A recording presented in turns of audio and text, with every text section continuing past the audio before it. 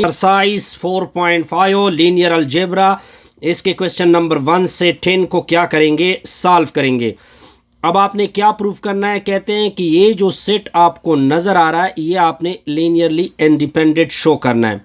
तो हम क्या लिखेंगे, एक अल्फ़ा 1 लिखेंगे, इसके साथ लिखेंगे 2 1 3 लिखेंगे, फिर आपने अल्फ़ा 2 लिखना है, इसके साथ लिखोगे -3 1 और 2 लिखोगे, फिर आपने अल्फ़ा 3 लिखना है, अंदर लिखना है 10 0 और 10, इक्वल टू में करना है 0 0 और 0। अब अल्फ़ा को मल्टीप्लाइड कर दे, 2 अल्फ़ा 1 3 अल्फ़ा 1 होगा, फिर आपने अल्फ़ा 2 को मल्टीप्लाइड करना है, 3 अल्फ़ा 2 माइनस अल्फ़ा 2 2 अल्फ़ा 2, फिर आपने अल्फ़ा 3 को मल्टीप्लाइड करना है, 10 अल्फ़ा 3 फिर 0, फिर क्या होगा 10 अल्फ़ा 3 बराबर में क्या होगा 0। अब आप सारों को 8 कर दोगे तो 2 alpha 1 plus 3 alpha 2 plus 10 alpha 3, फिर इस तरह सेकंड को 8 करोगे, अल्फ़ा 1 माइनस अल्फ़ा 2, फिर नेक्स्ट आपका हो जाएगा 3 अल्फ़ा 1 फिर प्लस 2 अल्फ़ा 2, फिर आपका हो जाएगा 10 अल्फ़ा 3 बराबर में होगा 0 0 और 0। अब फर्स्ट इक्वेशन फर्स्ट के साथ इक्वल होगा तो 2 alpha 1 plus 3 alpha 2 plus 10 alpha 3 बराबर में हो गया 0। अल्फ़ा 1 माइनस अल्फ़ा 2 बराबर में हो गया 0। फिर आपका 3 अल्फ़ा 1 प्लस 2 अल्फ़ा 2 फिर आपका 10 अल्फ़ा 3 इक्वल टू में होगा 0। अब हमने क्या प्रूफ करना है, अब हमने इसको शो करना है लीनियरली इंडिपेंडेंट। लीनियर इंडिपेंडेंट किस तरह शो होगा कि अगर आप सारे अल्फ़ा 3 को आप 0 के बराबर लेके आए तब फिर क्या केस होगा, लीनियरली इंडिपेंडेंट। ठीक हो गया जी। अब देखते जाइए, अब हम इसका मैट्रिक्स बना लेते हैं। तो मैट्रिक्स किस तरह रखेंगे, मैट्रिक्स आपका हो जाएगा 2 3 10, फिर आपका हो जाएगा 1 इधर -1, फिर आपका दूसरा 0 हो चुका है, फिर आपका 3 2 और 10। इसका मैट्रिक्स का नाम रखोगे, मैट्रिक्स का नाम रख दिया A। अब इसका इकिलान बनाते हैं, पहले इसको 0 कर देते हैं। इसको 0 बनाने के लिए मैंने R2 में से क्या निकालना होगा, अगर मैं निकाल दूँ, पहले इसको 0 बनाते हैं, पहले इसको 0 बना, अगर मैं इस तरह कर दूँ कि 2 मल्टीप्लाइड कर दूँ, किसके साथ मल्टीप्लाइड कर दूँ, R2 के साथ, फिर उसको निकाल दूँ R1 से, तो R2 इस पूरे के साथ 2 मल्टीप्लाइड करोगे तो 2 हो जाएगा, -2 हो जाएगा, 0 हो जाएगा, फिर आपने उस दूसरे वाले के साथ 8 का सब्ट्रैक्ट करना है, तो 2 3 और 10। अब एक दूसरे को सब्ट्रैक्ट करेंगे तो सब्ट्रैक्शन से सिंबल क्या होता है, चेंज हो जाता है। तो ये आपका 0 होगा, ये आपका -5 होगा, ये -10 होगा। अब आपका ए मैट्रिक्स बन जाएगा 2 3, ये आपका 10 होगा, फिर इसकी जगह रो 2 की जगह आपने पूरा ये लिख देना होगा, 0 -5 -10, R3 की जगह 3 2 और क्या होगा 10 होगा। आगे देखते जाइए, आगे इसको 0 बनाना है तो मैं क्या करूँगा कि R3 के साथ 2 मल्टीप्लाइड करूँगा, फिर सब्ट्रैक्ट करूँगा 3R1, तो R3 के साथ 2 इस पूरी के साथ 3 मल्टीप्लाइड करोगे तो 6 4 और 20 होगा, नीचे ऊपर वाले के साथ 3 मल्टीप्लाइड करोगे तो 6 9 और 30 होगा। अब सब्ट्रैक्ट कर दे, सब्ट्रैक्शन से क्या होता है, सिंबल को चेंज करते हैं, प्लस माइनस, तो ये आपका 0, ये -5, ये -10। अब आपका रिजल्ट क्या होगा, कैपिटल A बराबर में होगा 2 3 और 10 होगा, फिर आपका 0 -5 -10 हो जाएगा, फिर आपका 0 -5 और क्या हो जाएगा, आपका 10 होगा। ठीक हो गया जी। अब आगे देखते जाइए, अब आपने इसको 0 बनाना है, इसको 0 बनाना है। इसको 0 बनाने के लिए क्या करेंगे कि R3 से अगर मैं निकाल दूँ -R2 निकाल दूँ तो क्या होगा, R3 की वैल्यू 0 -5 और 10, फिर -0 -5 और -10 सब्ट्रैक्शन कर रहे हैं, तो प्लस के बजाय माइनस, प्लस और प्लस। ठीक हो गया जी, यहाँ तक क्लियर। ये आपका 0 होगा, ये भी आपका 0 हो जाएगा, ये आपका 20 होगा। तो आप R3 की जगह ये पुट कर दोगे 2, 3 और 10, 0 -5 -10, 0 0 और 20। ठीक है जी, अब आगे देखते जाइए। ये आपका अल्फ़ा 1 है, ये आपका अल्फ़ा 2, ये आपका अल्फ़ा 3। तो लास्ट में अल्फ़ा 1 और अल्फ़ा 2 नहीं है, तो सिंपल 20 अल्फ़ा 3। दूसरी साइड पे तो हमें पता है वैसी भी 0 है, तो अल्फ़ा 3 की वैल्यू क्या हो जाएगी, 0 होगी। फिर नेक्स्ट रो में क्या होगा, फर्स्ट अल्फ़ा 1 0 हो चुका है, -5 अल्फ़ा 2 -10 अल्फ़ा 3 बराबर में 0 होगा। अगर अल्फ़ा 3 की जगह 0 पुट किया जाए तो ये तो 0 होगा, तो इक्वल टू 0, -5 अल्फ़ा 2 बराबर में 0, -5 से डिवाइड कर दोगे, ये कैंसल, अल्फ़ा 2 की वैल्यू क्या आएगी, 0 आएगी। सिमिलरली अगर आप इस रो को भी देखें तो 2 अल्फ़ा 1 + 3 अल्फ़ा 2 + 10 अल्फ़ा 3 बराबर में 0, ये भी 0 हो जाएगा, ये भी 0 हो जाएगा, क्योंकि इनकी वैल्यू 0। तो 2 अल्फ़ा 1 बराबर में 0, अल 2 से डिवाइड कर दोगे तो अल्फ़ा 1 इक्वल टू में क्या होगा, 0 होगा। अब आप देख सकते हैं कि अल्फ़ा 1 कि जो आपका अल्फ़ा 1 है वो इक्वल हो चुका है अल्फ़ा 2, वो इक्वल हो चुका है अल्फ़ा 3, बराबर में क्या आ चुका है, 0। तो इसका मतलब है कि सारी वैल्यू 0 आ चुकी हैं, तो वो क्या बनेंगे, लीनियरली इंडिपेंडेंट। अब जाएंगे जी नेक्स्ट प्रॉब्लम की तरफ। ये हमारा प्रॉब्लम नंबर 2 बनेगा। क्या कहते हैं, शो दैट, आपने सिंपल शो दैट करना है कि S इक्वल टू 1 to 1 होगा, फिर आपका 0 1 और 1 होगा, फिर आपका 2 0 1 होगा। एज लीनियरली इंडिपेंडेंट, इसको हमने लीनियरली इंडिपेंडेंट शो करना है जी। तो लीनियर इंडिपेंडेंट सेट है, किस में है, लीनियर इंडिपेंडेंट सेट इन R³ है। तो सॉल्यूशन को देखते जाइए। अब हम सेम टेक्निक यूज़ करेंगे। पहले के साथ अल्फ़ा 1 को मल्टीप्लाइड करोगे 1 to 1, दूसरे के साथ अल्फ़ा 2 मल्टीप्लाइड होगा 0 1 और 1, तीसरे के साथ मल्टीप्लाइड होगा अल्फ़ा 3 2 0 1 होगा, राइट साइड पे 0 0 और 0। हमारा टारगेट है कि अल्फ़ा 1 और अल्फ़ा 2 और अल्फ़ा 3 को 0 के बराबर लेके आएंगे, तब क्या होगा, लीनियरली इंडिपेंडेंट। आगे देखते जाइए। अल्फ़ा 1 को मल्टीप्लाइड करोगे अल्फ़ा 1 2 अल्फ़ा 1 अल्फ़ा 1, फिर आप नेक्स्ट को मल्टीप्लाइड करोगे 0 अल्फ़ा 2 अल्फ़ा 2, फिर नेक्स्ट को मल्टीप्लाइड करोगे 2 अल्फ़ा 3, फिर 0, फिर अल्फ़ा 3 बराबर में हो जाएगा 0 0 और 0। फिर आपका अल्फ़ा 1 + 2 अल्फ़ा 3, फिर नेक्स्ट होगा 2 अल्फ़ा 1 + अल्फ़ा 2, फिर नेक्स्ट होगा अल्फ़ा 1 + अल्फ़ा 3 बराबर में क्या होगा, 0 0 और 0। तो फर्स्ट इक्वेशन 0 की इक्वल हो जाएगा, अल्फ़ा 3 बराबर में 0। सेकेंड इक्वेशन 2 अल्फ़ा 1 + अल्फ़ा 2 बराबर में 0। तीसरा इक्वेशन अल्फ़ा 1 और अल्फ़ा 3 बराबर में 0।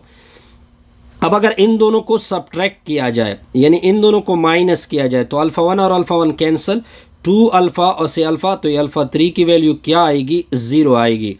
अब अल्फ़ा 3 को मैं इसमें पुट करूंगा तो अल्फ़ा 1 + 2 × 0 बराबर में 0, ये पूरा 0 होगा, तो अल्फ़ा 1 की वैल्यू भी 0 आ गई। अगर मैं इसको अल्फ़ा 1 को इसी में इक्वेशन में प्लग कर दूँ तो 2 × 0 + अल्फ़ा 2 बराबर में 0 होगा, तो ये 0 होगा, तो अल्फ़ा 2 की वैल्यू भी 0 आएगी। अब आगे देख सकते हैं कि हमारे सारे अल्फ़ा 1 बराबर हो चुका है, अल्फ़ा 2 बराबर हो चुका है, अल्फ़ा 3, सारा रिजल्ट 0। तो ये आपका लीनियरली इंडिपेंडेंट है। कोई कन्फ्यूजन? नो सर, कोई कन्फ्यूजन नहीं। अब आगे जाएंगे जी नेक्स्ट पार्ट की तरफ। नेक्स्ट मैं इस तरह करता हूँ कि क्वेश्चन नंबर 3 को छोड़ देता हूँ क्वेश्चन नंबर 4, क्योंकि वो लेंथी बन जाता है ना। क्वेश्चन नंबर 4 की तरफ वो आते हैं जी। क्वेश्चन नंबर 4 को देखते जाइए। क्वेश्चन नंबर 4 क्या लिखा हुआ है, डिटरमाइन। आपको सिंपल लिखा हुआ है कि आपने डिटरमाइन करने हैं whether whether S is equal to 3 1 और 2 है। फिर नेक्स्ट सेट क्या है, 3 8 माइनस 5 है। नेक्स्ट सेट माइनस 3 6 और कितना लिखा हुआ है, माइनस 9 लिखा हुआ है। Is linearly independent, is linearly dependent set in are, is linearly independent set in are का क्यूब यानी R3। सॉल्यूशन को देखते जाइए, वही केस होगा, वही सिचुएशन होगी। पहले के साथ अल्फ़ा 1 को मल्टीप्लाइड करेंगे 3 1 2 होगा। दूसरे के साथ अल्फ़ा 2 को मल्टीप्लाइड करोगे 3 8 और कितना होगा, माइनस 5 होगा। तीसरे के साथ अल्फ़ा 3 मल्टीप्लाइड करोगे माइनस 3 6 माइनस 9। दूसरे साइड पे आपका हो जाएगा 0 0 और 0। अब पहले अल्फ़ा 1 को मल्टीप्लाइड करते जाइए, तो 3 अल्फ़ा 1 फिर आपका अल्फ़ा 1 2 अल्फ़ा 2 फिर नेक्स्ट के साथ इस तरह मल्टीप्लाइड करते जाइए। 3 अल्फ़ा 2 8 अल्फ़ा 2 माइनस 5 अल्फ़ा क्या होगा, 2 होगा। फिर आपका हो जाएगा माइनस 3 अल्फ़ा 3 6 अल्फ़ा 3 9 अल्फ़ा 3 होगा। बराबर में क्या होगा, 0 0 0। फिर सारों को ऐड करोगे, फिर इससे इक्वेशन बनाओगे। 3 alpha 1 plus 3 alpha 2 minus 3 alpha 3 बराबर में 0।